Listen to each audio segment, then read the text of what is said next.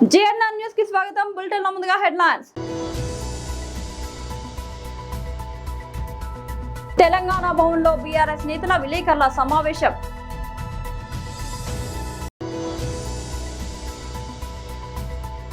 వైఎస్ఆర్ రాష్ట్ర ప్రధాన కార్యదర్శి రాష్ట్ర అధికార ప్రతినిధి జూపూడి ప్రభాకర్ రావు ప్రెస్ మీట్. ఎల్లుండి తెలంగాణ కేబినెట్ అత్యవసర భేటీ. తెలంగాణ భవన్లో బీఆర్ఎస్ నేతల విలేకరుల సమావేశం. గ్రామ సభల తీర్మానం చేయాలి. అవి ఏవి లేకుండా జపాన్ కంపెనీకి ఏదో వినాయకుని భక్తి కాదు, ఉండ్రాళ్ళ భక్తి, ఏదో వాళ్ళకు ఇచ్చే కమిషన్లకు ఆశపడి ఆ ప్రాంత ప్రజల భవిష్యత్తును అంధకారం చేసే విధంగా డంపింగ్ యార్డ్ పెడతారు. డంపింగ్ యార్డ్ అంటే ఈ హైదరాబాద్ మహానగరంలో వెళ్ళిన చెత్తనంతా తీసుకుపోయి అక్కడ రీసైక్లింగ్ పేరుతోటి దుర్వాసన దుర్గంధం వెదజల్లే ఎకో టౌన్ పేరు మీద పెట్టే ఈ డంపింగ్ యార్డు హైదరాబాద్కు జిహెచ్ఎంసి పరిధికి కేవలం 3 కిలోమీటర్లే, 3 కాదు 2 కిలోమీటర్లే.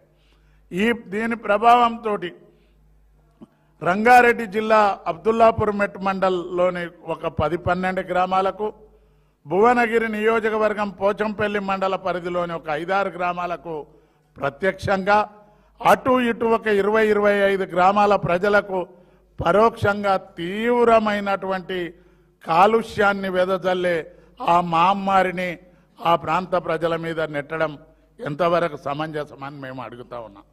ఇవాళ ముఖ్యమంత్రి గారు మరి ఇబ్రాహీంపట్నానికి, భువనగిరి పార్లమెంటుకు అధికార పార్టీకి చెందిన ప్రజాప్రతినిధులు 2 ఎమ్మెల్యేలు, 1 ఎంపీ. మరి వీళ్ళు కండ్లు లేవా, చెవులు లేవా? ఈ ప్రాంత ప్రజలు మీకు ఓట్లేసి గెలిపిస్తే మీరు ముఖ్యమంత్రి గారి ఒత్తిడికో ఆ కార్పొరేట్ కంపెనీ ఇచ్చే తాయిలాలకు ఆశపడి ఈ ప్రజల జీవితాలను దుర్భరం చేసే ఈ ప్రాజెక్టుకు మీరు ఒప్పుకోవడం ఎంతవరకు కరెక్ట్ అని నేను అడుగుతా ఉన్నా. నిన్న ఆ గ్రామాల సర్పంచులందరూ కూడా పార్టీలకు అతీతంగా, కాంగ్రెస్ పార్టీ సర్పంచులు, బీజేపీ సర్పంచులు, అన్ని పార్టీల వారు కూడా వస్తే మేము పోయి, నేను, మా మాజీ శాసనసభ్యుడు కిషన్ రెడ్డి గారు, ఎమ్మెల్సీ దాసోజు శ్రవణ్ గారు అందరం కూడా పోయి జిల్లా కలెక్టర్ కార్యాలయం దగ్గర ధర్నా చేసి వాళ్ళకు సాంఘీభావం తెలపడం జరిగింది. నేను ముఖ్యమంత్రి గారిని ఒక్కడే అడుగుతా ఉన్నా. ముఖ్యమంత్రి గారు తమరు చెప్తావురు ఏడవైనా మూసీని ప్రక్షాళన చేస్తా, మూసీల మంచినీళ్లు ప్రవహించబెడతా అని. నీ ఆలోచన మంచిదే. మేము మూసీని రీసైక్లింగ్ చేస్తా అంటే మేము వ్యతిరేకం కాదు. కానీ ఈ మూసీ నది పక్కనే ఉన్నటువంటి ఈ ప్రాంతంలో డంపింగ్ యార్డ్ పెడితే 10 చినుకుల వాన పడ్డ ఆ డంపింగ్ యార్డులకెళ్ళి ఆ చెత్త చెదారాంలకెళ్ళి వచ్చే మురికి నీరు మరి నువ్వు పవిత్రంగా గంగా నదిలాగా చేస్తున్న మూసీ నదిలో కలిస్తే పరిస్థితి ఏమవుతుందో ఒకసారి ఆలోచన చెయ్యి. వైఎస్ఆర్ రాష్ట్ర ప్రధాన కార్యదర్శి రాష్ట్ర అధికార ప్రతినిధి Jupudi Prabhakar Rao press meet. Or otherwise ఒక లిమిటెడ్ కంపెనీ లాగా 3 పార్ట్నర్లు ఉంటే ఒక పార్ట్నరు మాట్లాడు, ఆ మాట్లాడిన పార్ట్నరు స్పెక్టేటర్గా ఉన్న పార్ట్నర్ ఎవరు నేను చెప్పాల్సిన అవసరం లేదు మీకు. ఒకతనికైతే మాట్లాడకుండా ఉండటానికి కొంత పేమెంట్ అట, అంతకుముందేమో ఎన్నికల ముందు మాట్లాడటానికి పేమెంటు, అధికారంలోకి వచ్చిన తర్వాత మాట్లాడకుండా ఉండటం కోసం ఒక రకమైన పేమెంట్. పరిపాలించేది తండ్రి కొడుకులు మాత్రమే. అంటే ఇది టోటల్గా ఒక కుటుంబ కంపెనీగా మారిపోయిన తర్వాత, ఒక లిమిటెడ్ కంపెనీ అయిన తర్వాత కూటమి అనే దానికి అర్థం ఉండదేమో. వైఎస్ఆర్ కాంగ్రెస్ పార్టీ చాలా స్పష్టంగా కొన్ని అంశాలని ఈ రాష్ట్రంలో జగన్మోహన్ రెడ్డి గారు పరిపాలించినప్పుడు ఉన్నటువంటి అనేకమైన అంశాలు ఇప్పుడు ఏమైపోయాయి, వాటిని ఎందుకు ఈ ప్రభుత్వం కొనసాగించలేకపోతూ ఉంది, దాని మాత్రమే పరిమితం అవుతూ there are a couple of questions, వీటికి సమాధానాలు చెప్పాలని మీ ద్వారా ప్రభుత్వాన్ని వైఎస్ఆర్ కాంగ్రెస్ పార్టీ ప్రశ్నిస్తూ ఉంది. దానిలో పాపం తెలుసో తెలియకో ఎడ్యుకేషన్ మినిస్టర్ పిల్లల దగ్గరికి వెళ్ళి, స్కూల్ దగ్గరికి వెళ్ళి పిల్లలు మీరు చదివి పైకి వస్తేనే మార్కులు సంపాదిస్తేనే నా ఉద్యోగం ఉంటుంది, నాకు మార్కులు పడతాయి మా నాన్న దగ్గర, కాబట్టి మీరు జాగ్రత్తగా చదవండి అనే ఒక ఫోటో ఇది ఈనాడులో వచ్చింది. పిల్లలందరూ బెంచీల మీద కూర్చొని ఉన్నారు. పిల్లలు ఎదురుగా లోకేష్, ఎడ్యుకేషన్ మినిస్టర్ లోకేష్ గారు మాట్లాడుతున్నారు. ఆయన ఏమి అభ్యర్థిస్తున్నాడంటే, దయచేసి మీరు బాగా చదవండి, మీకు అన్నీ ఇస్తున్నాం కదా, మీరు బాగా చదివితే మీకు మంచి మార్కులు వస్తే నాకు మంచి మార్కులు పడతాయి. మా క్వశ్చన్లో ఏంటంటే మీకు అన్నీ ఇస్తున్నాం అని చెప్పాడు. ఏమి ఇచ్చారని అడుగుతున్నాం. ఈ మొత్తం ఇచ్చింది జగన్మోహన్ రెడ్డి గారు. నాడు నేడు అనే ఒక వ్యవస్థను నిర్మించి ఆయన 2019-24 మధ్యలో ఆయన పరిపాలించిన కాలంలో విద్యా వ్యవస్థలో జగన్మోహన్ రెడ్డి గారు తీసుకొచ్చినటువంటి అనేకమైనటువంటి సరళీకరణ విధానాల్ని ఈరోజు ఏమైపోయాయి? విధ్వంసం ఎవడిది? This is the tag line and question from YSR Congress Party to the కూటమి. విధ్వంసం ఎవడిది? 1,00,000 మంది పిల్లలు ఈరోజు హై స్కూల్ నుంచి, ఎలిమెంటరీ స్కూల్ నుంచి డ్రాప్ అవుట్ అయ్యి వెళ్ళిపోతా ఉన్నారు. జగన్మోహన్ రెడ్డి గారు ఉన్నప్పుడు ప్రభుత్వ స్కూళ్ళకి ఖాళీలు లేవనే నోటీస్ బోర్డు పెడితే తల్లిదండ్రులు గవర్నమెంట్ స్కూల్ కోసం పరిగెత్తి పిల్లల్ని వాళ్ళ స్కూల్లో చేర్చుకుంటే ఈరోజు స్కూళ్ళన్నీ వెలవెలబోయి పిల్లలు స్కూలుకు రాకుండా ఎక్కడికో పనులకు వెళుతూ, గొడ్లకాడకి వెళుతూ, పొలం పనులు చేసుకుంటూ ఈ బడికి పోయే కన్నా పనికి పోవటం బెటర్ అని నిర్ణయించుకున్న సమయంలో తెలంగాణ రాష్ట్ర కేబినెట్ అత్యవసరంగా భేటీ కానుంది. జూలై 2వ తేదీన మధ్యాహ్నం 3 గంటలకు ముఖ్యమంత్రి రేవంత్ రెడ్డి అధ్యక్షతన ఈ కీలక సమావేశం జరగబోతోంది. సచివాలయంలోని 6వ అంతస్తులో ఉన్న కేబినెట్ హాల్లో జరిగే ఈ 34వ మంత్రి మండలి భేటీకి సంబంధించి ప్రభుత్వ ప్రధాన కార్యదర్శి ఈ రోజు అధికారిక ఉత్తర్వులు జారీ చేశారు. కేబినెట్ సమావేశం ఖరారు కావడంతో సచివాలయంలో పరిపాలన పరమైన హడావుడి మొదలైంది. ప్రభుత్వంలోని అన్ని శాఖల ప్రత్యేక ప్రధాన కార్యదర్శులు తమ తమ శాఖలకు సంబంధించిన అజెండా అంశాలను సిద్ధం చేసే పనిలో పడ్డారు. ఈ ప్రతిపాదనలను తెలుగులో అనువాదంతో సహా రేపు మధ్యాహ్నం 1 గంటకల్లా సాధారణ పరిపాలన కేబినెట్ శాఖకు పంపాలని సిఎస్ ఆదేశాలు జారీ చేశారు. ఒకవేళ ఏ శాఖలోనైనా ఇలాంటి అజెండా అంశాలు లేకపోతే నిల్ రిపోర్ట్నైనా సరే నిర్ణీత సమయానికి సబ్మిట్ చేయాల్సి ఉంటుంది. మరోవైపు సమావేశం జరిగే సమయంలో ఎలాంటి సాంకేతిక లేదా పరిపాలన పరమైన ఇబ్బందులు తలెత్తకుండా ప్రభుత్వం ముందస్తు గట్టి చర్యలు చేపట్టింది. కేబినెట్ భేటీ ముగిసే వరకు ప్రభుత్వ ఉన్నత అధికారులు, కార్యదర్శులందరూ ఖచ్చితంగా తమ కార్యాలయాల్లో అందుబాటులో ఉండాలని సీఎస్ స్పష్టం చేశారు. దీంతో పాటు protocol director, horticulture director, translations director, TGTS union మేనేజర్లు సమావేశానికి అవసరమైన ముందస్తు ఏర్పాట్లు చేయాల్సిందిగా ఆదేశించారు. రాష్ట్ర ప్రభుత్వం తక్షణమే పెండింగ్ లో ఉన్న 2 లక్షల ఉద్యోగాలతో కూడిన నోటిఫికేషన్ ఇవ్వాలని, అలాగే ఎస్ఐ కానిస్టేబుల్ నోటిఫికేషన్ ను 20,000తో నోటిఫికేషన్ ఇవ్వాలని జార్జిరెడ్డి పీడీఎస్యు రాష్ట్ర అధ్యక్షుడు నాగేశ్వరరావు డిమాండ్ చేశారు. ఈ మేరకు ప్రభుత్వ ఉద్యోగాలను నోటిఫికేషన్ ఇవ్వాలని కోరుతూ ఓయూలోని ప్రధాన లైబ్రరీ నుంచి ఆర్ట్స్ కళాశాల వరకు నిరుద్యోగులతో కలిసి ప్లకార్డులు పట్టుకుని పెద్ద ఎత్తున నిర్వహించారు. రాష్ట్రంలో అధికారంలో ఉన్న కాంగ్రెస్ పార్టీ ఎన్నికల సమయంలో 2 లక్షల ఉద్యోగాలను భర్తీ చేస్తామని హామీ ఇచ్చిందన్నారు. కానీ అధికారంలోకి వచ్చి 3 సంవత్సరాలు కావస్తున్నా ఇప్పటి వరకు ఇచ్చిన హామీని నెరవేర్చలేదని మండిపడ్డారు. 3 సంవత్సరాలు గడుస్తున్నా నిరుద్యోగులకు న్యాయం జరగడం లేదన్నారు. డిఎస్సి నోటిఫికేషన్ కూడా తక్షణమే విడుదల చేయాలని తెలిపారు. George Reddy PDS Telangana state president, research scholar Osman university నిరుద్యోగ జేఏసీ ఈ రోజు వందలాది మంది విద్యార్థులు, నిరుద్యోగులు ఉస్మానియా యూనివర్సిటీ లైబ్రరీ నుంచి ఆర్ట్స్ కాలేజ్ మంది వరకు భారీ విద్యార్థి నిరుద్యోగ ర్యాలీ నిర్వహించడం జరిగింది. ఈ ర్యాలీ ప్రధాన ఉద్దేశం ఏంటంటే కాంగ్రెస్ ప్రభుత్వం అధికారంలోకి వచ్చే ముందు నిరుద్యోగులకి న్యాయం చేస్తానని చెప్పేసి నిరుద్యోగులకి 2 లక్షల ఉద్యోగాల నోటిఫికేషన్ ఇస్తాం, వాళ్ళ జీవితాల వెలుగులు నింపనిస్తామని చెప్పేసి హామీలు ఇచ్చి ఈ రోజు ప్రకటన చేసిన సందర్భం ఉంది. కానీ దాదాపు 3 సంవత్సరాలు గడుస్తూ ఉన్నా ఈ రోజు నిరుద్యోగులకు న్యాయం జరగట్లేదు. కాబట్టి నిరుద్యోగులకి న్యాయం చేయడం ప్రధాన లక్ష్యంగా కాంగ్రెస్ ప్రభుత్వానికి ఉండాలనే డిమాండ్ తోని ఈ రోజు భారీ నిరసన ర్యాలీని చేపట్టడం జరిగింది. ముఖ్యంగా తెలంగాణ రాష్ట్రంలో ఈ రోజు పోలీస్ కానిస్టేబుల్ ఉద్యోగాలకు సంబంధించి 5,000 నోటిఫికేషన్ మాత్రమే రిలీజ్ చేశారు. వాటిని 20,000కి పెంచాలని మేము డిమాండ్ చేస్తా ఉన్నాం. అదేవిధంగా డిఎస్సి మీద పదే స్టేట్మెంట్లు ఇస్తా ఉన్నారు కానీ నోటిఫికేషన్ విడుదల చేయట్లేదు. ఆ డిఎస్సి నోటిఫికేషన్ ని రిలీజ్ చేయాలని కోరుతా ఉన్నాం. అదే సందర్భంలో 2 లక్షల ఉద్యోగాల ప్రకటన ఏదైతుందో దాన్ని వేగంగా తక్షణమే జంబో నోటిఫికేషన్ రిలీజ్ చేయాలని మేము డిమాండ్ చేస్తా ఉన్నాం. చాలా ముఖ్యమైన విషయం ఏంటంటే 2023లో నాటి ప్రభుత్వం contract JL, degree lecturer and polytechnic లెక్చరర్ల పోస్టులని ఉన్న పలంగా రెగ్యులరైజ్ చేసింది. దీనివల్ల సుమారు 5,500 మంది అక్రమ పద్ధతుల్లో ఫేక్ సర్టిఫికెట్స్ తో దొంగ తప్పుడు ధృవీకరణ పత్రాలతో రెగ్యులరైజ్ అయ్యే సందర్భాలు ఉన్నాయి. కాబట్టి వాటన్నిటి మీద సమగ్ర విచారణ చేయాలి. వాటన్నిటిని తక్షణమే రద్దు చేసి అర్హులైన నిరుద్యోగులకి నోటిఫికేషన్ మరలా ఇచ్చి దాన్ని ఎగ్జామ్ కండక్ట్ చేసి వాళ్ళందరికీ కొత్త నోటిఫికేషన్ ఇవ్వాల్సిన అవసరం ఉందనే విషయాన్ని మేము గుర్తు చేస్తా ఉన్నాం. మేము ఆరోపించడం కాదు, ఇంతకు ముందే వరంగల్ ఆర్జేడీ స్వయంగా ప్రకటించారు. ఎవరైతే కాంట్రాక్ట్ జేఎల్, డిగ్రీ లెక్చరర్ అట్లాగే పాలిటెక్నిక్ లెక్చరర్లు ఉన్నారో వీళ్ళందరూ జాయినింగ్ అప్పుడు ఒక సర్టిఫికేట్ సబ్మిట్ చేశారు. వాళ్ళు ఎండ్ ఆఫ్ రెగ్యులరైజేషన్ అప్పుడు ఒక సర్టిఫికేట్ సబ్మిషన్ చేశారు. ఇట్లా ఫేక్ డాక్యుమెంట్స్ తో వేరే వేరే యూనివర్సిటీలో దొంగ సర్టిఫికెట్లు తెచ్చుకొని ఈ రోజు అక్రమ పద్ధతిలో నియామకం చేసుకున్నారు.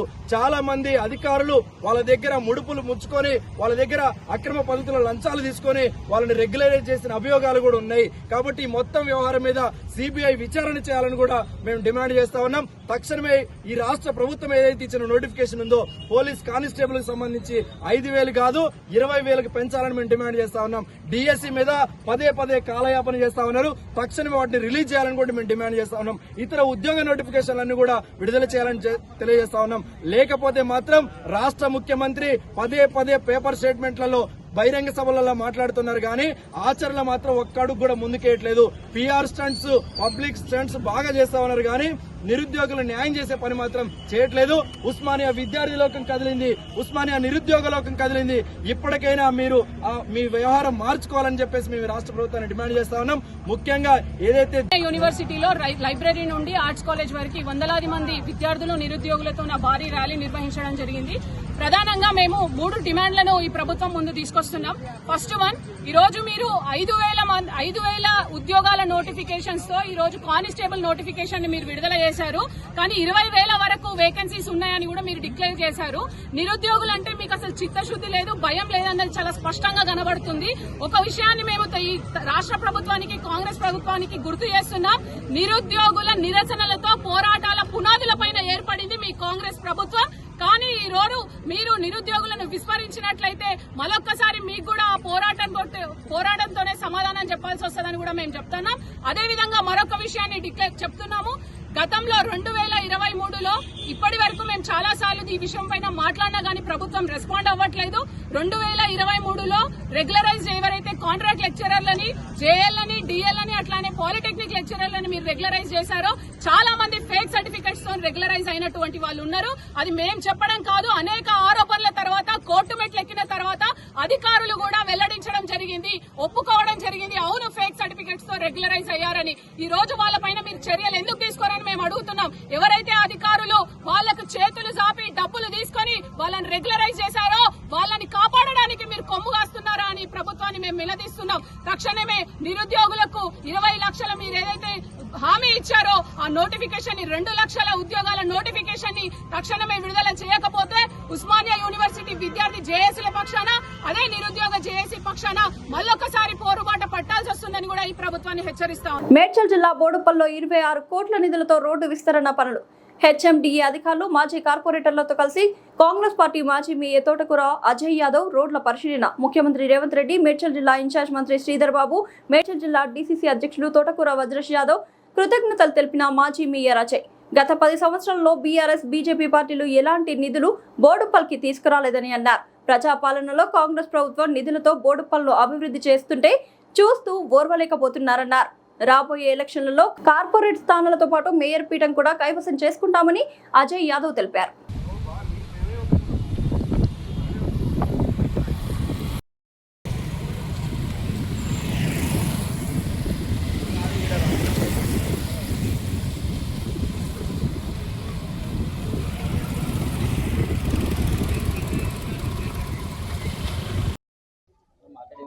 ఈరోజు మన బంగారమైసమ్మ గుడి నుండి చెన్నిచల రోడ్డు, అలాగే అంబేద్కర్ స్టాచ్యూ నుంచి చిల్కనగర్ రోడ్డు వర్క్ ఏదైతే పోల్స్ కోసం ఎస్సీ గారి దగ్గరికి, మన ఏడీ గారి దగ్గరికి వెళ్ళి శాంక్షన్ చేయించడం జరిగింది.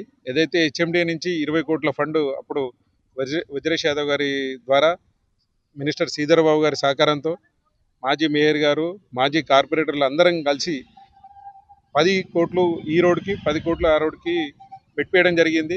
ఏదైతే ఎలక్ట్రికల్ పోల్ వల్ల కాస్త ఆలస్యమైంది, కానీ వర్క్ విషయంలో ఎస్సీ గారిని, ఏడీ గారిని మరియు మళ్ళీ హెచ్ఎండిఏ వారిని కోఆర్డినేషన్ వల్ల కొద్దిగా లేట్ అయింది.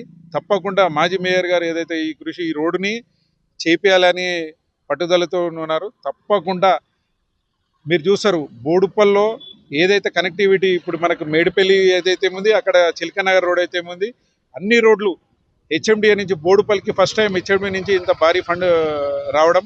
తప్పకుండా దీన్ని యూజ్ చేసుకొని ప్రజలకు అతి త్వరలో అందుబాటులో తీసుకొస్తామని తెలియజేస్తూ ఈ అవకాశం కల్పించిన వారికి అందరికీ ధన్యవాదాలు. ఏదైతే బోడుపల్లి నుంచి చెంగచెర్లకి అలానే అంబేద్కర్ స్టాచ్యూ నుంచి కూడా చిలకనగర్కి ఏదైతే రోడ్డు విస్తరణ పనులు జరుగుతున్నాయో దానికి హెచ్ఎండి అధికారులు దాదాపు 20 కోట్లతోటి ఈ రోడ్ స్టార్ట్ అవ్వడం జరిగింది. దీనికి కొంచెం ఏదైతే పోల్ షిఫ్టింగ్ వల్ల దానికి డిలే అయ్యింది. ఆ పోల్ షిఫ్టింగ్ కూడా ఈరోజు టెండర్ అయిపోయింది. దాదాపు ఈ 2 రోడ్లకు కలుపుకొని 26 కోట్లతోటి ఈరోజు డెవలప్మెంట్ జరుగుతుంది. దీనికి ముఖ్యంగా ఏదైతే ఫండ్ శాంక్షన్ చేసిన మన ముఖ్యమంత్రి రేవంత్ రెడ్డి గారు, అలానే ఇన్ఛార్జ్ మంత్రి శ్రీధరబాబు గారు, అలానే ముఖ్యంగా మన డీసీసీ అధ్యక్షులు మన నాన్నగారు వజ్రేష్ యాదవ్ గారికి ప్రత్యేకమైన ధన్యవాదాలు. ఎందుకంటే గతంలో మనం బోడుపల్లి కార్పొరేషన్లో 10 సంవత్సరాలు బీఆర్ఎస్ పార్టీ పరిపాలించినా కానీ ₹1 కూడా నిధులు తీసుకొని రాలేదు. కానీ కాంగ్రెస్ పార్టీ బోడుపల్లో మన ప్రజాపాలన ఏర్పడిన తర్వాత దాదాపు ఈరోజు 100 కోట్ల నిధులతోటి బోడుపల్లి డెవలప్మెంట్ జరుగుతుంది. దీనికి ముఖ్యంగా కారణం ఏంటంటే మన ముఖ్యమంత్రి గారు గతంలో ఇక్కడ ఎంపీగా పనిచేయడం జరిగింది.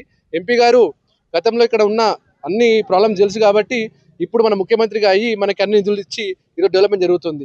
దీనికి నేను ఒకటే చెప్తున్న బీఆర్ఎస్ నాయకులకి, 10 సంవత్సరాలు మీరు అధికారంలో ఉన్నారు, 10 సంవత్సరాల నుంచి ₹1 నిధులు తీసుకొని రాలేదు, ఒక ఫండ్ తెచ్చి ఒక డెవలప్మెంట్ చేయలేదు. కానీ ఈరోజు పబ్లిక్ని మభ్యపెట్టి తిప్పుతా ఉన్నారు.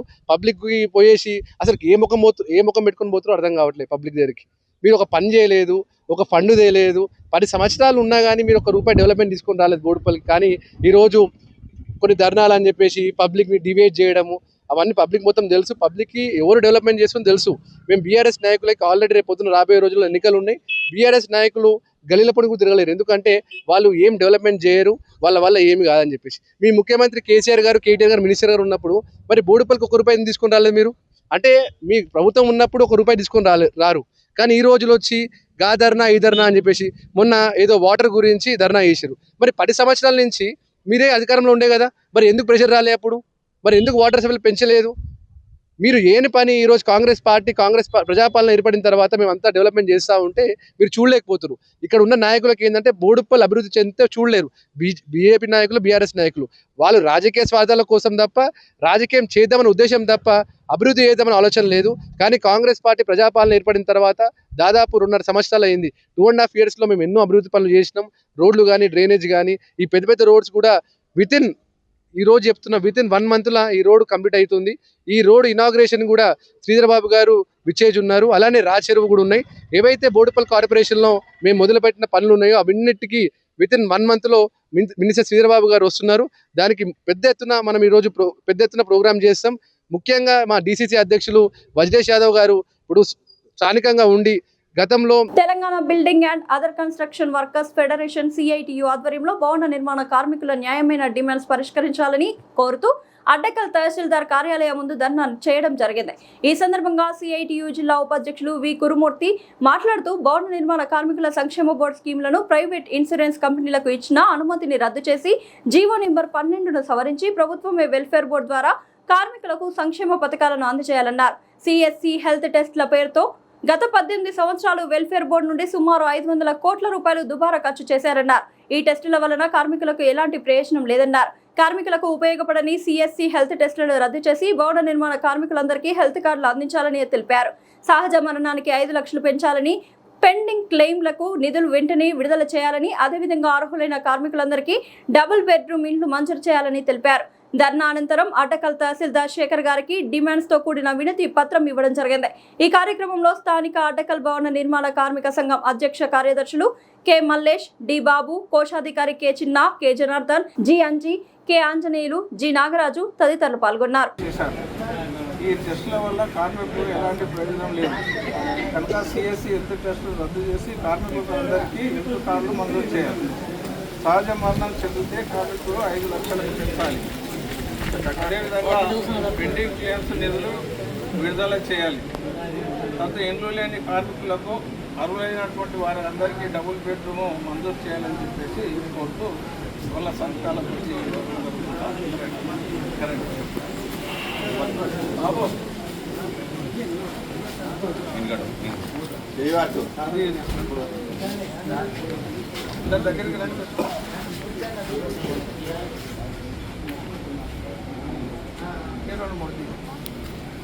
Okay sir. ట్యాక్స్ ద్వారా పంపండి. బులెటిన్ ముగించే ముందు హెడ్లైన్స్ మరోసారి.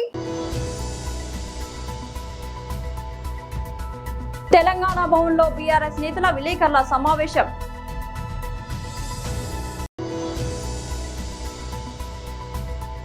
వైఎస్ఆర్ రాష్ట్ర ప్రధాన కార్యదర్శి రాష్ట్ర అధికార ప్రతినిధి జూపూడి ప్రభాకర్ రావు ప్రెస్ మీట్.